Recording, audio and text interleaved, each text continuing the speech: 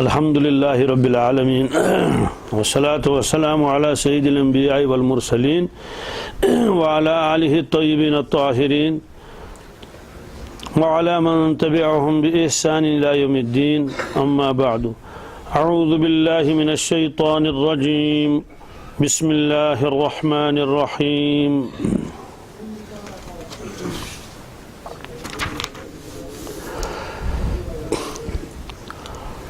ومن الناس من يقول آمنا بالله وباليوم الآخر وما هم بمؤمنين صدق الله المولانا العظيم۔ اس سے پہلے 7 آیتیں سورہ بقرہ کی ہو چکی ہیں۔ یہ سورہ بقرہ کی 8ویں آیت ہے۔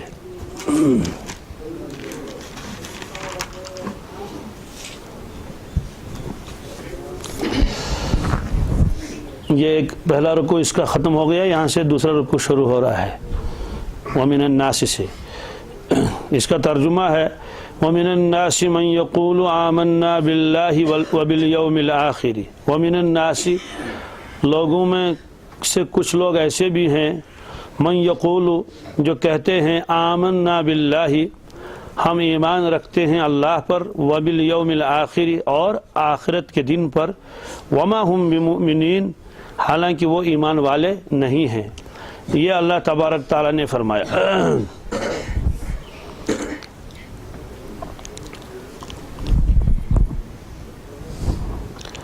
پہلے تو تذکرہ کیا اللہ تبارک تعالیٰ نے ان حضرات کا جو مومنین ہیں اور مخلصین ہیں، ظاہراً بھی مسلمان ہیں اور باطناً بھی مسلمان ہیں، ان کا تذکرہ پہلے اللہ تبارک تعالیٰ نے کیا۔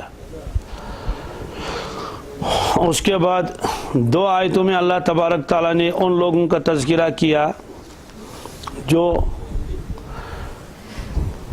کافر ہیں، ظاہراً بھی اور باطناً بھی، دل میں بھی کفر ہے اور زبان پر بھی کفر ہے، انہوں نے کبھی بھی اسلام کا اظہار زبان سے نہیں کیا۔ یہ دوسرا طبقہ ہے۔ ان کے بارے میں تو 2 آیتیں اللہ تبارک تعالیٰ نے فرمائی۔ اس کے بعد منافقین کا تذکرہ ہے، چونکہ ان کی خباثت زیادہ ہے اس لیے تقریباً 13 آیتوں میں ان کا تذکرہ اللہ تبارک تعالیٰ نے کیا ہے۔ ان کی حالت بیان کی کہ ان کی حالت کیسی ہے، اور ان کا تذکرہ جگہ جگہ قرآن پاک میں ہے۔ کفار کا بھی تذکرہ ہے، ان کا تذکرہ زیادہ ہے۔ مکۃ المکرمہ میں 2 ہی طبقے تھے، ایمان والے اور کافر، بس تیسری کوئی جماعت وہاں نہیں تھی۔ جو مسلمان ہو گئے مسلمان ہو گئے، جو نہیں ہے تو وہ کھلم کھلا کافر تھے۔ البتہ بہت سارے لوگ ایسے تھے وہ دل سے تو مسلمان ہو چکے تھے لیکن ڈر کی وجہ سے وہ اسلام کا اظہار نہیں کر سکتے تھے۔ اللہ کے نبی صلی اللہ علیہ وسلم کے ساتھ ان کو ہمدردی تھی اور ان کے ساتھ محبت بھی تھی، دشمنی بھی نہیں رکھتے تھے، ان کو صحیح سمجھتے تھے، حق پر سمجھتے تھے، لیکن دباؤ اتنا تھا کہ وہ اپنے اسلام کا اظہار نہیں کر سکتے تھے، ڈر زبردست تھا مکۃ المکرمہ میں۔ لیکن جن لوگوں نے اظہار کیا تھا سچے پکے مسلمان، تو انہوں نے سختی بھی بہت اٹھائی، جیسے ایک گاٹھی میں کئی سال تک ان کو بند کر کے رکھا گیا، بیکاٹ ان کے ساتھ کفار نے کی۔ اس کو شعب ابی طالب کہتے ہیں، بالکل وہ حصہ جو ہے آج اس کو غزہ کہتے ہیں، کعبۃ اللہ کے بالکل قریب میں۔ شعب کے معنی آتے ہیں گاٹھی، گاٹھی کا مطلب ہے کہ ادھر سے بھی ایک پہاڑ ہے ادھر سے بھی ایک پہاڑ ہے، درمیان میں کچھ تھوڑی سی جگہ ہے، عرب والے اس کو شعب کہتے ہیں، تو اس کو شعب ابی طالب کہتے ہیں۔ اس میں رسول اللہ صلی اللہ علیہ وسلم کے حقیقی چچا جناب ابو طالب نے ساتھ دیا رسول اللہ صلی اللہ علیہ وسلم کا، حالانکہ اسلام قبول نہیں کیا تھا لیکن ساتھ دیا رسول اللہ صلی اللہ علیہ وسلم کا، اور اس گاٹھی کا نام ہی پھر شعب ابی طالب رکھا گیا۔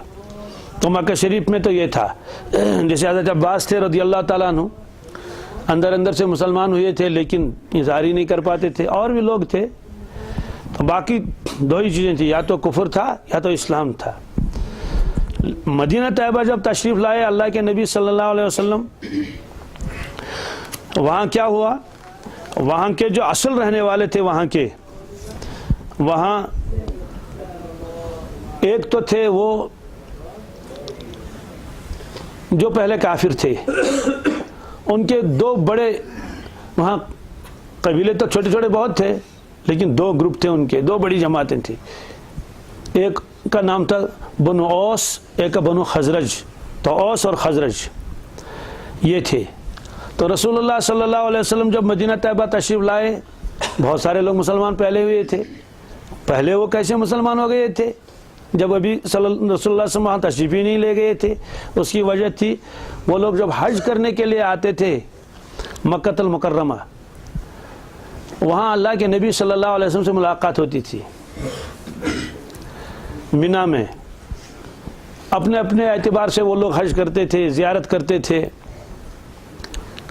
اور وہاں ایک باقاعدہ میلہ بھی لگتا تھا، گانے والے آ کے گاتے تھے، اور سامان بیچنے والے سامان بیچنے کے لیے آتے تھے، خریدنے والے خریدنے کے لیے آتے تھے۔ ایسے ہی پہلوانوں کی کشتیاں بھی وہاں ہوتی تھی، یہ سب چیزیں وہاں ہوتی تھی۔ تو اسی حج کے زمانے میں اللہ کے نبی صلی اللہ علیہ وسلم چپکے سے مکہ شریف سے نکل کر مینا تشریف لے جاتے تھے، تو وہاں قبیلے الگ الگ بیٹھتے تھے، یہاں ایک قبیلہ ہے، وہاں ایک قبیلہ ہے، وہاں ایک قبیلہ ہے، اپنے خیمے لگا رکھے ہیں انہوں نے، کئی روز تک وہ وہاں رہتے تھے۔ تو رسول اللہ صلی اللہ علیہ وسلم جا کے ان سے ملاقات کرتے تھے۔ تو ایک سال ملاقات ہو گئی تو چند افراد مسلمان ہو گئے، بعض روایتوں میں ہے کہ 12 اشخاص مسلمان ہو گئے۔ وہ مدینہ شریف تشریف لے گئے، مدینہ طیبہ کے رہنے والے تھے۔ پھر وہاں سے اگلے سال اور حضرات وہاں آ گئے تو 72 آدمی مسلمان ہو گئے۔ اس طرح سے یہ سلسلہ چلتا رہا، تو مدینہ طیبہ میں اچھی خاصی تعداد ہو گئی مسلمانوں کی۔ زیادہ احکامات تو معلوم تو نہیں تھے، لیکن کلمہ پڑھ لیا اور کچھ چیزیں اللہ کے نبی صلی اللہ علیہ وسلم کو بتا دی، یہاں تک کہ کئی سال ہو گئے تو بہت سارے لوگ وہاں مسلمان ہو گئے۔ ظاہر سی بات ہے، جب گھر کا بڑا مسلمان ہو جائے گا تو جو باقی افراد ہوتے ہیں ان کا مسلمان بننا تو پھر آسان ہے۔ پھر انہوں نے اللہ کے نبی صلی اللہ علیہ وسلم کو یہ دعوت دی کہ حضرت آپ تشریف لائیں مدینہ طیبہ، یہاں آپ کو تنگی بہت ہو رہی ہے، سختی بہت ہو رہی ہے، پریشانیاں ہیں، کام کرنے نہیں دیتے ہیں یہاں کے قریش کفار، آپ وہاں تشریف لائیں۔ تو رسول اللہ صلی اللہ علیہ وسلم فرمایا ٹھیک ہے، مشورہ کر لیتے ہیں۔ تو انہوں نے اپنے چچا جان سے بھی ملا لیا، حضرت عباس سے، کہ میرے چچا جان سے ملاقات کر لو، ان سے ملو۔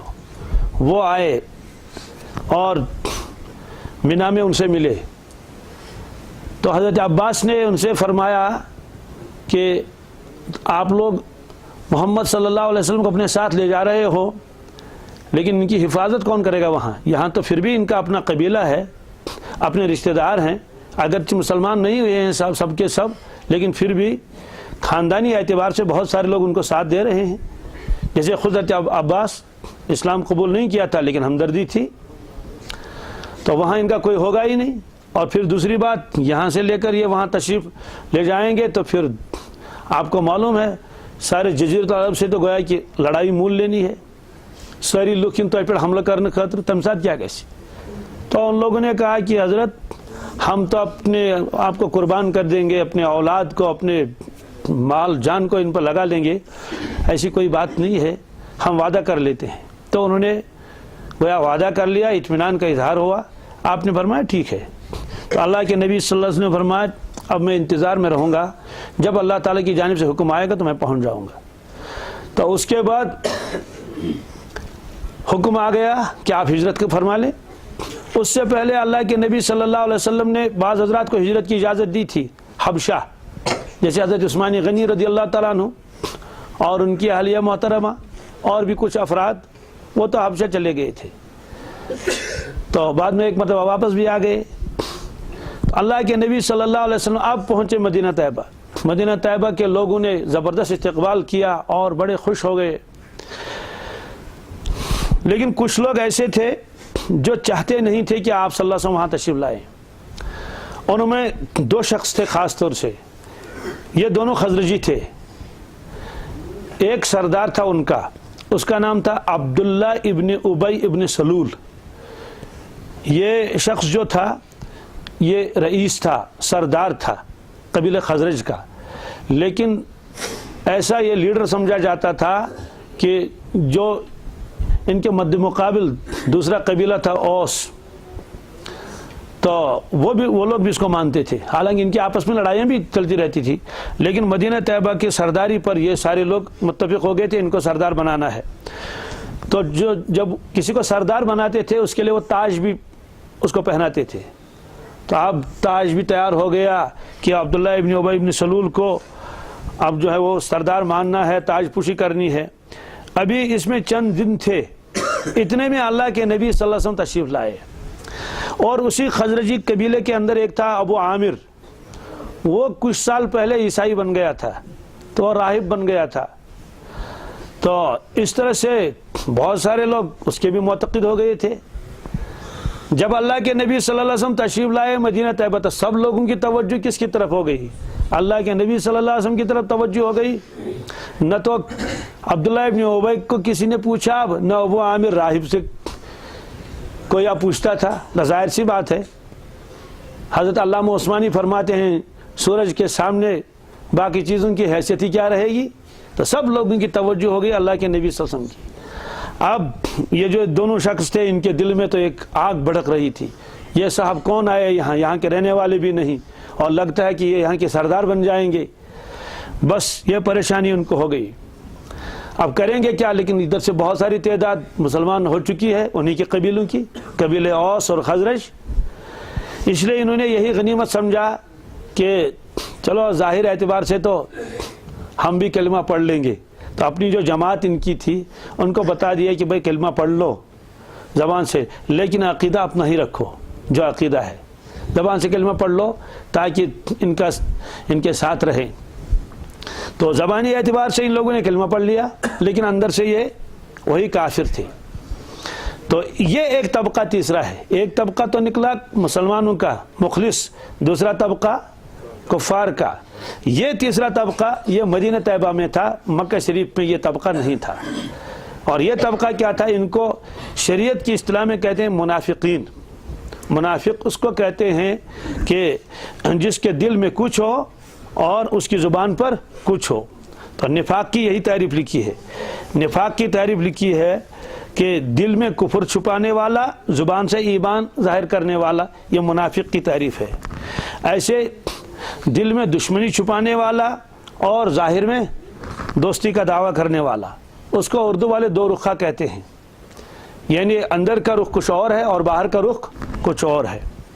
اس طرح سے علامہ ابن کثیر نے نفاق کی تعریف کی ہے، فرمایا کہ ہوا اظہار الخیر و اسرار الشر، کہتے ہیں کہ نفاق اس کو کہتے ہیں خیر کو ظاہر کرنا اور شر کو چھپا کے رکھنا، یعنی ظاہری اعتبار سے خیر خواہ بننا اور اندر سے اصل میں اس کے دل میں شر بھرا ہوا ہو، اس کو نفاق کہتے ہیں۔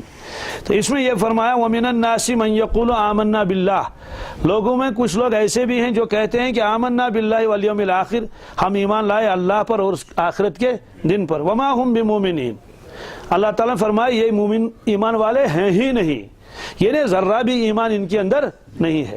ان کا تذکرہ کئی جگہ ہے، قرآن پاک میں ایک جگہ اللہ تبارک تعالیٰ فرماتے ہیں کہ مدینہ طیبہ کے اندر اور مدینہ طیبہ کے قریب میں ایک جماعت ایسی ہے ان کا نفاق اتنا چھپا ہوا ہے کہ اے اللہ کے نبی صلی اللہ علیہ وسلم کہ آپ بھی ان کے نفاق سے باخبر نہیں ہو سکتے، اتنا چھپا ہوا ان کا نفاق ہے۔ یہ قرآن پاک میں ہے، قرآن پاک میں کیا ہے؟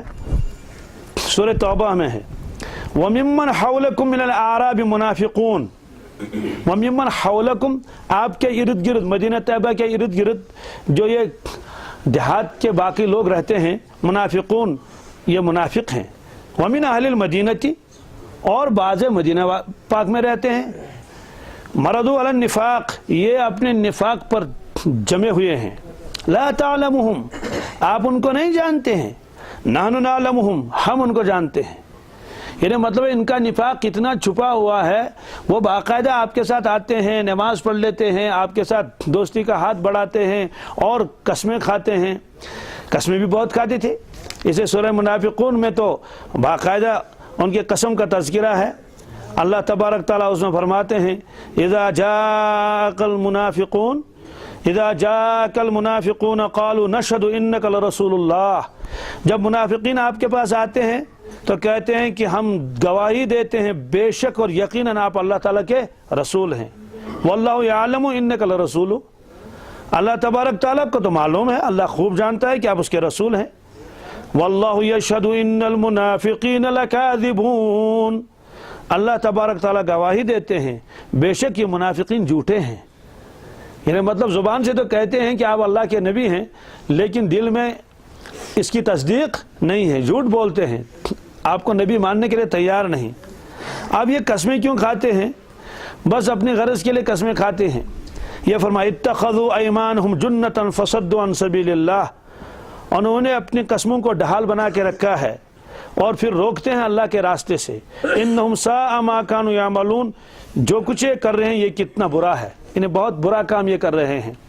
تو بہرحال وہاں یہ ہے کہ ایسا نفاق ان کے اندر ہے کہ آپ کو بھی ان کے نفاق کا علم نہیں ہے، اتنا چھپا ہوا نفاق ان کے اندر ہے۔ یہ اللہ تبارک تعالیٰ نے فرمایا ان کے بارے میں، فرمایا کہ سنعذبهم مرتين، ہم ان کو اب 2 بار عذاب کر دیں گے، ثم يردون الى عذاب عظیم، پھر ان کو ہم لوٹائیں گے ان کو بڑے عذاب کی طرف۔ 2 بار عذاب کا مطلب یہ کہ دنیا میں طرح طرح ان پر عذاب آئے گا، اور ایک وہ بتا دیا جائے گا آپ کو فلاں فلاں منافق ہیں تو ان کو رسوائی ہو جائے گی، اور جگہ جگہ جب امتحان کے موقع آئیں گے اور ان کا نفاق کھلتا رہے گا تو پھر دوسری بات یہ ہے کہ اور بھی عذاب ان کے وہ مستحق ہو جائیں گے۔ پھر قبر کا عذاب الگ ہے، پھر محشر کا عذاب الگ ہے، پھر عذاب عظیم دوزخ میں ان کو ہمیشہ رہنا ہے۔ یہ اللہ تعالیٰ نے فرمایا۔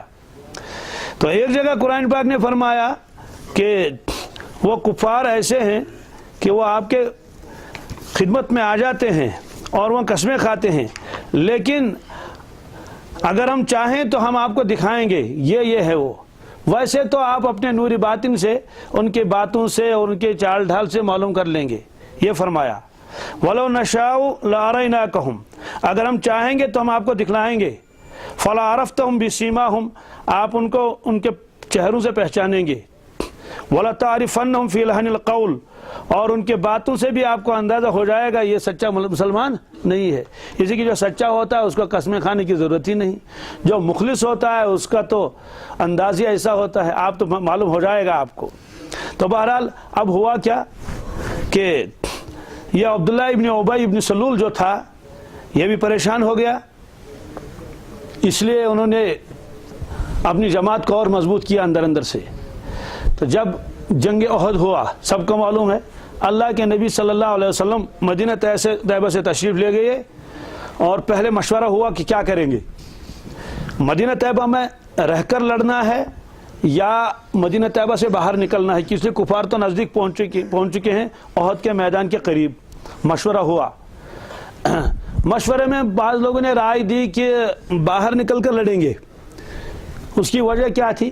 اس کی وجہ کہ جنگ بدر میں سارے لوگ شامل نہیں تھے، تو جو نوجوان قسم کے لوگ تھے وہ تو چاہتے تھے کہ ہم باہر جا کر لڑیں اور ان کو دکھائیں۔ اسی میں بہت سارے صحابہ کرام کو آپ نے واپس نکالا جو کم عمر تھے، اس میں عبداللہ بن عمر بھی تھے اور اس طرح کے بہت سارے لوگ تھے، تو ان کو آپ نے واپس نکالا۔ یہ چھوٹے ہیں، یہ چھوٹے ہیں، یہ چھوٹے ہیں، 14 سال کے، ان کو واپس کر دیا۔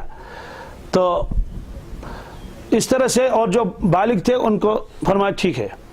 تو رافع ابن خدیج تھا، وہ واقعہ آپ نے سنا ہوگا، وہ ذرا پنجوں کے بل کھڑے ہو گئے کیونکہ قد کے لمبے تھے لیکن عمر زیادہ نہیں تھی، ان کو اجازت دی چلو، تو بہرحال گئے۔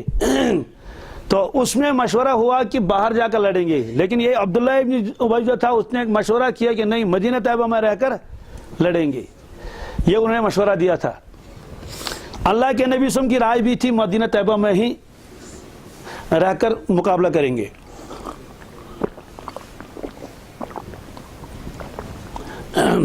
لیکن صحابہ کرام نے حضرت وہیں جا کر لڑیں گے، یہ وہاں سے آ رہے ہیں، مکہ المکرمہ سے ہمارے اوپر حملہ کرنے کے لیے ہم باہر نہیں نکل سکتے، ہم باہر نکل کے ان کا مقابلہ کریں گے۔ آپ نے فرمایا ٹھیک ہے، اس پر مشورہ ہوا۔ اب اللہ کے نبی صلی اللہ علیہ وسلم اندر تشریف لے گئے تو صحابہ کرام کو احساس ہوا کہ ہم کو تو مشورہ وہی دینا چاہیے تھا، وہی رائے جو اللہ کے نبی صلی اللہ علیہ وسلم کی رائے ہے، لیکن چونکہ فیصلہ ہو چکا ہے۔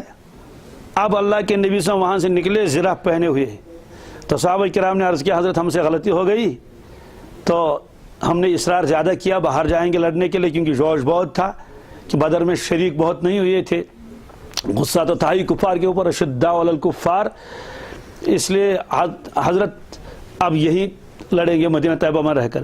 آپ نے فرمایا نہیں، اللہ کا نبی جب زرہ پہنتا ہے، ہتھیار پہنتا ہے، پھر وہ اتارتا نہیں، پھر وہ اتارتا اس لیے وہیں جانا ہے، اس لیے نکلے۔ یہ جو عبداللہ ابن ابی جو تھا، اس کی جماعت اتنی بڑی تھی، یہ جب نکلے آدھے راستے سے واپس آ گئے، اس کا تذکرہ قرآن پاک میں اور آگے آئے گا۔ کہنے لگے کہ ہے ایشا مرنے کا سن، یہ جنگ کہاں ہے تو مرنا ہے، وہاں سے تو اتنے لوگ آ رہے ہیں۔ یہ کہہ کر اپنی جماعت کو واپس لے آیا، 300 آدمیوں کو، کتنے؟ اس کی وجہ سے صحابہ کرام کو بڑی پریشانی ہو گئی، اس لیے کہ تقریباً 1/3 جو لڑنے والے تھے تو واپس آ رہے ہیں۔ تو بہت لوگوں نے اس کو سمجھایا ایسا مت کرو، اس موقع پر دھوکہ مت دے دو، اس نے بالکل نہیں مانا، اور بہانہ کیا بنایا؟ بہانہ بنایا کہ میری رائے کے خلاف کیوں ہوا، کیونکہ ان کی رائے تھی کہ وہاں نہیں نکلے گی، چونکہ اس کو لڑنا ہی نہیں تھا، وہ چاہتا تھا کہ بھائی لڑیں کیوں، اور اب وہ سوچ رہا تھا کہ ادھر سے تو کفار بہت آئے ہیں، اور یہ چاہتا تھا کہ مسلمان سب ختم ہو جائیں اسی جنگ میں، اس کو پھر سرداری مل جائے گی، تو اس وجہ سے وہ بھی دشمن ہوا۔ اور اس طرح سے ابو عامر جو تھا اس نے بھی زبردست دشمنی کی، اور ایک موقع کے اوپر پھر انہوں نے ایک مسجد بھی بنائی قباء کے قریب۔ آپ حضرات کو تو معلوم ہے اللہ کے نبی صلی اللہ علیہ وسلم جب ہجرت کر کے مدینہ طیبہ پہنچے، مدینہ طیبہ سے پہلے آپ نے قیام کیا ایک جگہ، اس کو قباء کہتے ہیں، کیا جی یہ ایک قبیلہ ہے وہاں، تو اس مسجد کا نام قباء رکھا، اب اس بستی کا ہی نام قباء ہے، وہاں انہوں نے مسجد بنائی۔ اس کے بعد آپ مدینہ طیبہ تشریف لے گئے، وہاں مسجد بنائی۔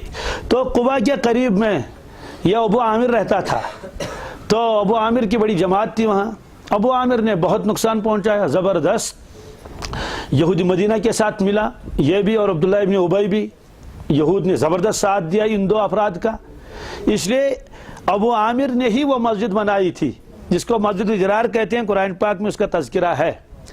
تو ابو عامر نے کہا دیکھو میں ملک شام جا رہا ہوں، میں وہاں سے رومیوں کے ساتھ بات کر لوں گا اور آ کے مسلمانوں پر حملہ کر لیں گے، اس لیے کہ اب تو یہ زیادہ مضبوط ہو رہے ہیں، لیکن میرے خطوط کہاں پہنچیں گے آپ کے پاس، آپ مشورہ کہاں کریں گے؟ مشورہ نہیں کر سکتے، اس لیے مسجد کے نام پر ایک مسجد بنا لو، ایک عمارت۔ انہوں نے کہا ٹھیک ہے، تو ابو عامر کے مشورے سے ایک مسجد بنا دی قباء کے قریب۔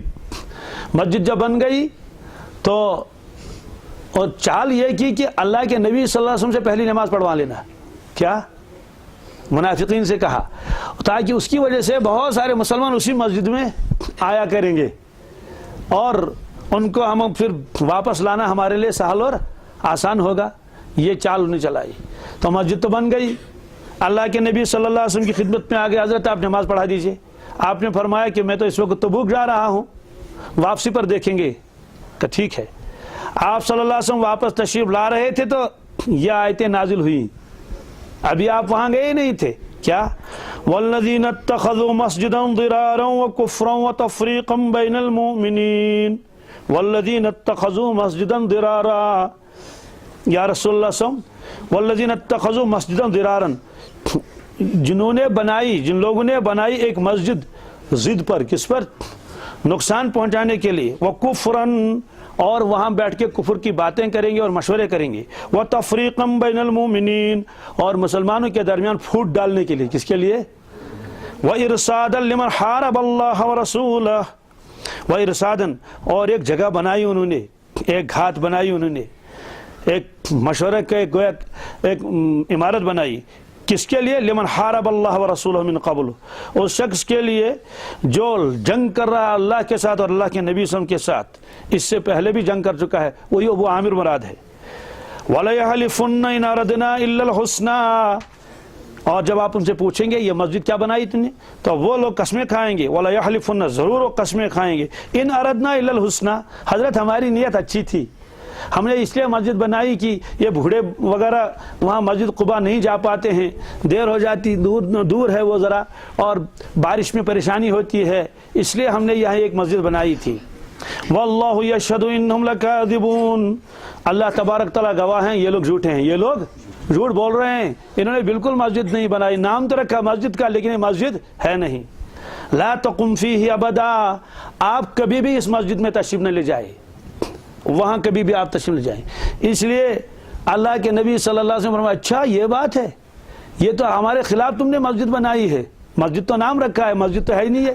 تو اسے صحابہ کرام کو بھیجا اور انہوں نے اس کو تاس ناس کر کے رکھ دیا، ایک آدھ گھنٹے میں اس میں آگ لگا دی اور مسمار کر کے رکھ دیا، کہا یہ تو تم نے اسلام کے خلاف بنائی۔ اب اس سے پہلے جو مسجد بن چکی تھی قریب میں، اس کا تذکرہ ہے، لَمَسْجِدٌ أُسِّسَ عَلَى التَّقْوَى مِنْ أَوَّلِ يَوْمٍ أَحَقُّ أَن تَقُومَ فِيهِ، البتہ وہ مسجد جس کی بنیاد پرہیزگاری پر رکھی گئی ہے اور اپنے دست مبارک سے آپ نے خود اس کی بنیاد رکھی، مسجد قباء، فرمایا کہ من اول یوم، پہلے ہی دن، یعنی اس کی ابتدا ہی اسی پر ہے، اللہ کی رضا کے لیے اخلاص کے ساتھ اور تقوی کے اور پرہیزگاری کی بنیاد پر اس کو بنایا گیا ہے پہلے ہی دن سے۔ احق ان تقوم فی، وہ مسجد زیادہ اس لائق ہے کہ آپ وہاں تشریف لے جائیں، آپ وہاں تشریف، اس لیے اللہ کے نبی صلی اللہ علیہ وسلم اور اس کے بعد مدینہ طیبہ سے اکثر بیشتر پیدل چل کر وہاں پہنچتے تھے مسجد قباء میں، اور وہاں آپ نماز پڑھتے تھے، سنیچر کے دن جاتے تھے اکثر بیشتر، اس کے علاوہ بھی جب موقع مل جاتا تھا۔ اس لیے آپ نے اس مسجد کی فضیلت کے بارے میں فرمایا جو اپنے گھر سے وضو کر کے آئے اور اس مسجد میں نماز پڑھ لے، ایک عمرے کا ثواب ملے گا۔ کتنے کا؟ جی، یہ آیت لَمَسْجِدٌ أُسِّسَ عَلَى التَّقْوَى مِنْ أَوَّلِ يَوْمٍ أَحَقُّ أَن تَقُومَ فِيهِ، یہ آج بھی وہاں محراب میں لکھی ہوئی ہے۔ اللہ تعالیٰ ہم سب کو وہاں پہنچا دے، خود اپنے آنکھوں سے دیکھیں گے تو یہاں محراب میں آیت لکھی ہوئی ہے، بہت ہی بہترین انداز میں، بہت بڑا محراب بنایا ہے۔ اور یہ روایت بھی ہے کہ جو اپنے گھر سے وضو کر کے آئے اور یہاں نماز پڑھ لے تو ایک عمرے کا ثواب اس کو مل جائے گا، یہ حدیث بھی لکھی ہوئی ہے۔ اور جب باہر مسجد سے باہر جو دروازہ ہے تو وہاں ایک بہت بڑا پتھر لگایا ہوا ہے، وہاں اس پتھر کے اوپر بھی یہ روایت لکھی ہے، اور وہ پتھر کو بند کر دیا گیا ہے دیوار کے اندر، جیسے لگاتے ہیں نا وہ پتھر، اس میں لکھا رہتا ہے سنگ بنیاد اور وغیرہ کیا کیا، تو اس میں یہ روایت جو ہے یہ حدیث شریف وہاں اس میں پتھر کے اوپر اس کو لکھا گیا ہے۔ تو یہ فرمایا کہ اس مسجد کا حق ہے وہاں آپ تشریف لے جائیں، تو وہاں آج بھی جاتے ہیں۔ دوسرے کوشچن پر ہے کہ چینج کیا کچھ؟ جی، جو پہلے کوشچن تو مسجد کی وہی ہے کہ ہاں ہاں، نہیں فضیلت تو مسجد نبوی کی ہے لیکن بنیاد سب سے پہلے اس کی ڈال دی گئی ہے۔ کہنے کا مطلب ہے کہ وہی مسجد ہے کہ نیا بنایا پھر؟ نہیں، تعمیر تو بعد میں تو تعمیر میں وسعت کی گئی لیکن جگہ تو وہی ہے نا، یہ نا جگہ وہی ہے جہاں اللہ کے نبی صلی اللہ علیہ وسلم خود وہاں بنیاد ڈالی تھی، جگہ تو وہی ہے، البتہ تعمیر تو بعد میں اضافہ ہوا، تعمیر میں کچھ اضافہ بھی ہوا، دائیں بائیں اس کو بڑھا دیا گیا، اور آج تو سعودیہ عربیہ والوں نے اس کو بہت عالیشان بنایا ہے۔ آج تو باقاعدہ وہاں نظام ہے، قالین بچھے ہوئے ہیں اور بہت شاندار تعمیر ہے، اور وہاں بھیڑ لگی رہتی ہے حاجی صاحبان کی اور عمرہ کرنے والوں کی، ہر وقت جب بھی آپ دیکھیں گے جائیں گے تو آپ کو وہاں مسجد بھری ہوئی مل جائے گی، خاص طور سے فجر کے